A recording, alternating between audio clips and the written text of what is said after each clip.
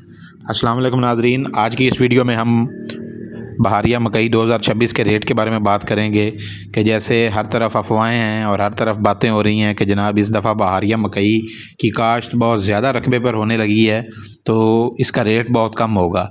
तो मैं ये समझता हूँ कि ये कहना क़ब्ल अज़ वक्त होगा कि इसका रेट कम होगा, क्योंकि आप सब जानते हैं कि हमारे मुल्क में अब मकई की जो फसल है या मकई की जो पैदावार है उसको हम तीन बड़ी इंडस्ट्रीज़ हैं जो इसे इस्तेमाल करती हैं।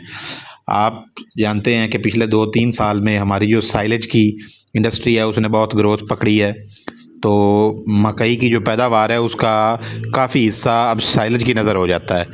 तो दूसरे नंबर पे जो हमारी मकई है वो इस्तेमाल होती है कुकिंग ऑयल्स या घी वगैरह, इन चीज़ों में ये भी बहुत बड़ी इंडस्ट्री है। और तीसरे नंबर पे जो हमारी मकई की ज़्यादा खपत होती है वो है जी ये वंडा या फीड्स वगैरह में। तो परेशान होने की ज़रूरत नहीं है कि जनाब रेट बहुत कम होंगे, ये कहना अभी क़ब्ल अज़ वक्त है, क्योंकि हर तरफ यही बातें हो रही हैं कि जनाब रेट इसके बहुत कम हैं। तो मेरी सब किसान भाइयों से गुजारिश है कि अभी इन बातों पे आप फोकस ना करें, अपनी फसल पे ध्यान दें, इंशाल्लाह रेट्स मुनासिब होंगे। और इस दफ़ा मकई की काश्त के साथ साथ किसानों का रुझान जो है वो काफ़ी हद तक हाइब्रिड धान की तरफ भी है।